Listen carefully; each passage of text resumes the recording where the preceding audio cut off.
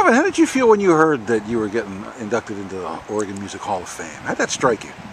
It's a nice honor. It's a great honor. I'm not a big awards type person, you know, because really you play music for people. It has nothing to do with awards or money or all the trappings that people think is for you. People get into music because they love playing it, and the ones that I love, that I've always enjoyed, they don't know why or what happened to them or what went through them that allowed them to play music.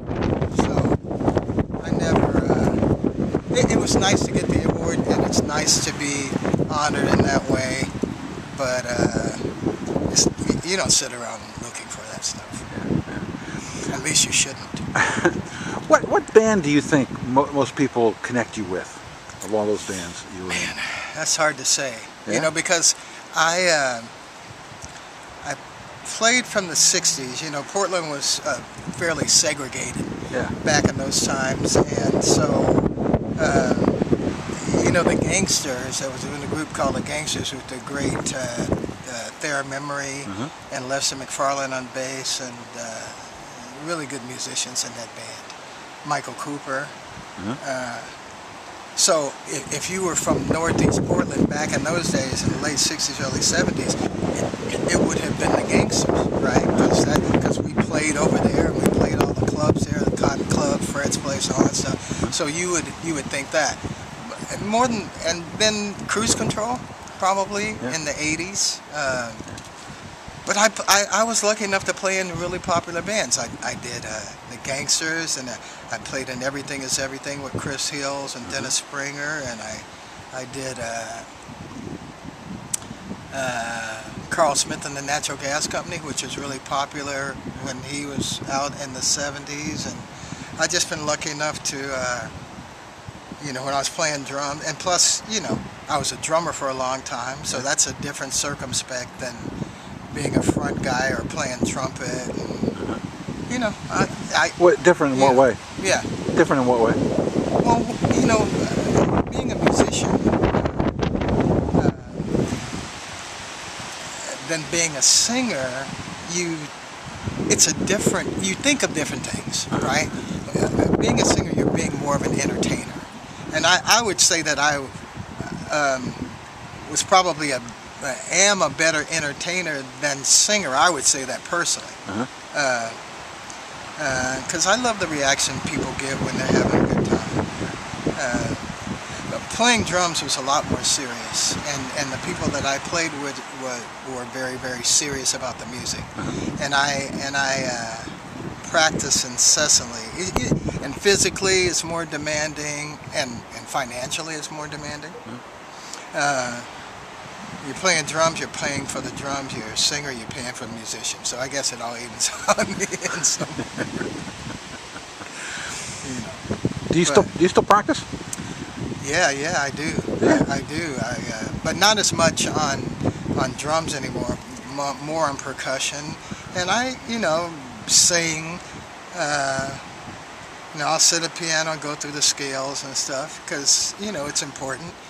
Even though I don't necessarily look for gigs. But I'm going to be in a band with Terry Robb. Terry Robb and myself and Dennis Carter from Falcon Studios are forming a band. We're threatening to, anyway, sometime here in the near future. And I'm looking forward to that, because it's going to be different for both of us. It gets Terry out of a comfort zone and me out of a comfort zone to do other things. But it's all going to be based on just great songs, you know, whether they're by, you know, existing songs or songs we write together. You know, just playing some great songs. What kind of stuff? I mean, is it going to be soul? Is it going to be soul? Is it going to be jazz? Is it going to be blues?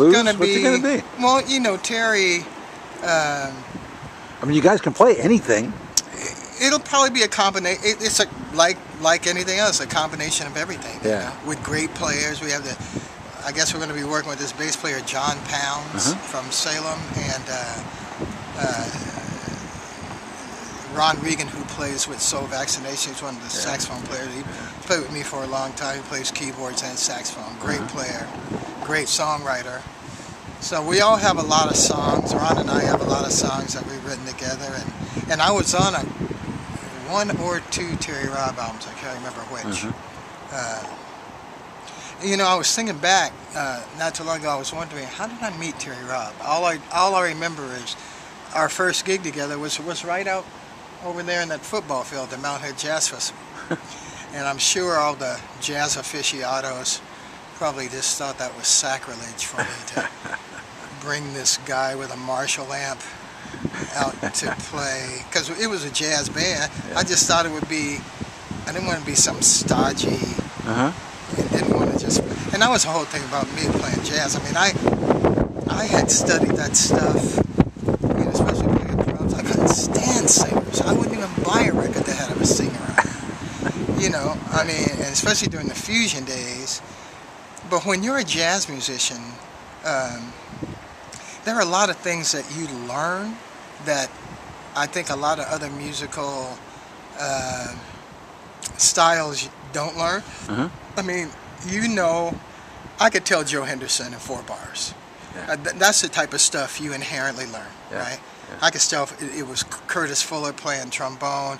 I could tell Freddie in 2 bars. You know, Joe. You know, all my favorites. Joe Henderson. Well, because people had a unique. Everybody had brought this unique, their own sound. I mean, you could tell. Even though Tony Williams and Jack DeJohnette were great drummers, you could tell if it was Jack DeJohnette. These are drums, right? Battery, right? So, but you could tell if it was Tony Williams or Jack DeJohnette or Art Blakey, and maybe playing jazz, sometimes playing the same song. You could they all had a distinctive sound, and I don't hear that now. Music has become so homogenized, and, you know, sort of generic in a lot of ways. And even the great ones, you know, I always feel like they're derivative of something else, like Chris Potter, great saxophone player. But he's one of many great saxophone players these days. And so young musicians, you know, I always look at it as like there's, you know, the cats who were playing in the 30s and 40s, of course. And then that great period from the late 50s through the mid 60s, right? Just really great straight ahead jazz music before it turned to fusion. And Miles had a lot to do with that, just legitimizing people playing electric instruments and whatnot. But that period from about, I'd say, 1954, 55, and of course there were great music before that. 1954 and 55, all the way through, and I think the records that kind of started, for me anyway, that started getting away from that were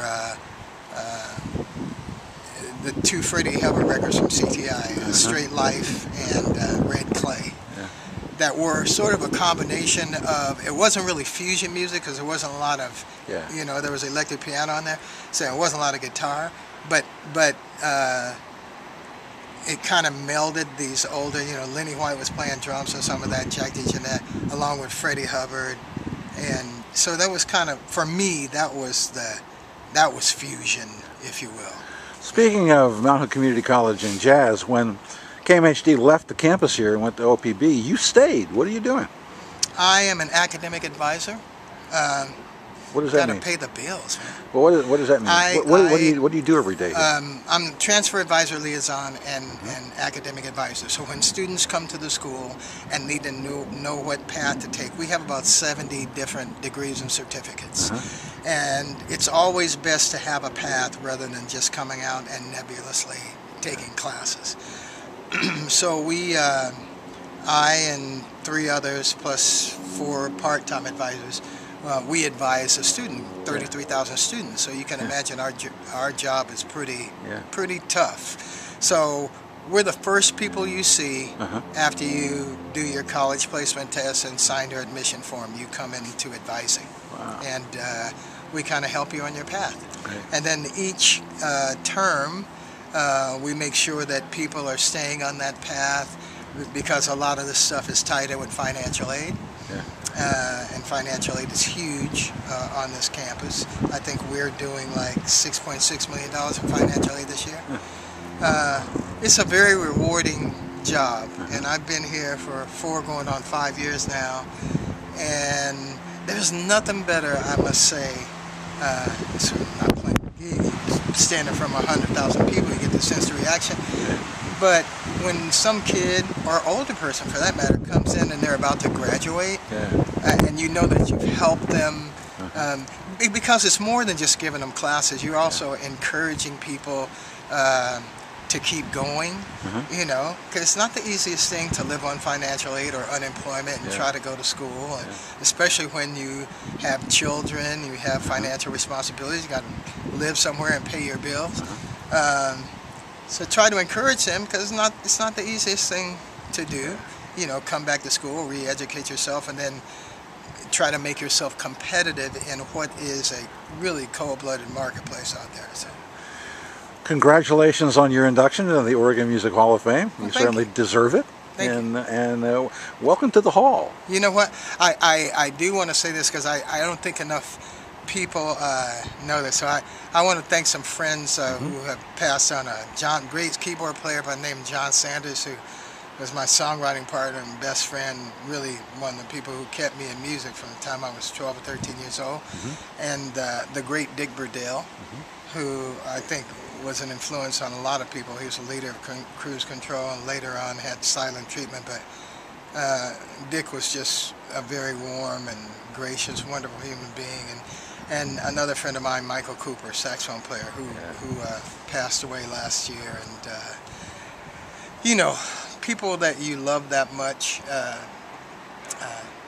but they're always at the front of my mind. But when you know, bands are. You spend a lot of time. It's like bands are like marriages, and people use that analogy a lot. But you know, to hang with 4 or 5 guys or 10 guys over the course of time, and you all can get together, and the one cohesive factor is the music you play. But you know, people can't get along for 10 minutes, whether they're musicians or not. So when you have a group of people who stay together for 5, 10, 15, 20 years, and are accepting of the other people that they're playing with, I can't think. Music has just been great to me. So it's a great honor to get the Oregon Music Hall of Fame thing. Although I wish I could have played. So now my only musical redemption here will be trying to figure out how to make singing Louie Louie with Everclear a part of my musical background.